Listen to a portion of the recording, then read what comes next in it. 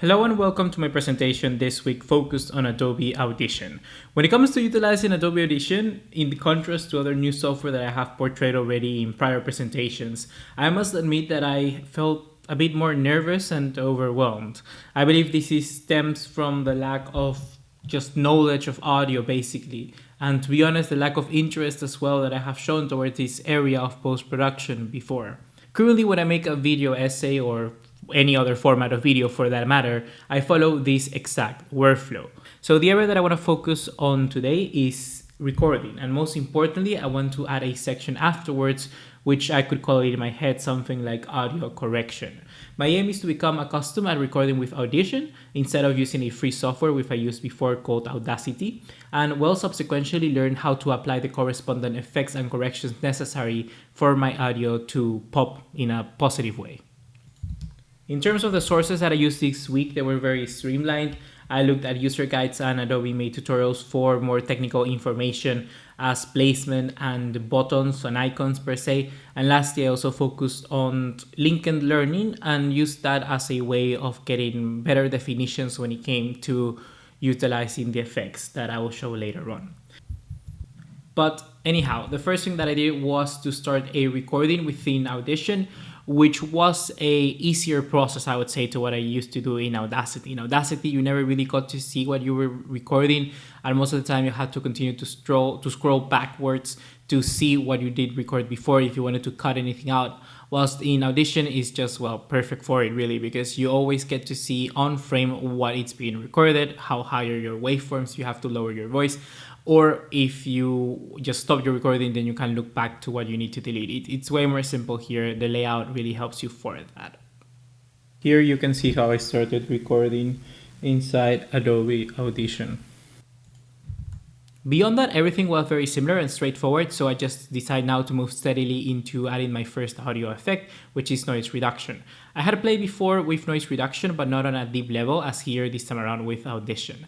Selecting your noise reduction process is the same both in Audition and Audacity, but the real banger is when you are given the opportunity to use a secondary view method. The spectral view method lets you see the specific intensity of frequencies inside your waveform, which is very good, I found, to identify the specific moments as to when to use noise reduction.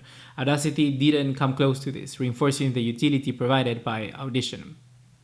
Furthermore, Audition gives you an extra panel to work in, letting you see the degree of noise reduction you actually want to reduce. This makes it very simple and very easy when you're trying to avoid the effect eating away a dialogue or speech of the file.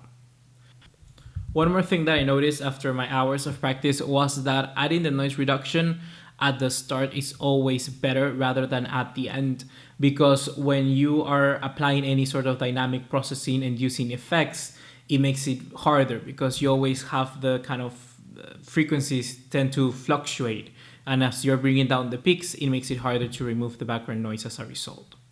You have to lower your voice, or if you just stop your recording, then you can look back.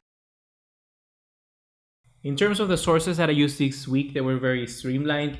I looked at user guides and Adobe made tutorials for more technical information. A compressor, you can find it in two forms. You have the single band and multi-band compressors. The single one is for when you're using just one file, the multi one when you're using, well, various ones. The threshold was very important because this is the point in which the peak actually turns on and engages with the compressor. And also had to look at the ratio, which is by how much will the actual noise be reduced by. And here are my findings. In terms of the sources that I used this week, they were very streamlined, which was a easier process, I would say, to what I used to do in Audacity. Following that compression, I decided to move onwards into looking at a de-esser, which is basically the same as a compressor, but looks at your sibilant sounds, which are your snake sounding sounds, reinforcing the utility provided by Audition. Afterwards, utilizing the limiter, I really found that this was a safe way of boosting the audio rather than the other way that I would just do it in Premiere Pro, which is raising the decibels. This is because whenever there's a peak after a certain point, very similar to the compressor, it would just cancel out completely all of the noise, making it very smooth and making it somewhat rewarding in a sense. Which are your snake sounding sounds. So far this week, I can say that I feel very proud with the advances that I make. Not only now I not feel that nervous about utilizing Audition, but I see the potential they can have in my workflow. And with that, I also think that I have achieved that second step that I showed you early on, which is recording. Now I feel just comfortable utilizing Audition from the get-go, really, and it will make my money's worth, to be honest. Now I don't have to use Audacity, which is free anymore. Here are my references, and thank you for listening.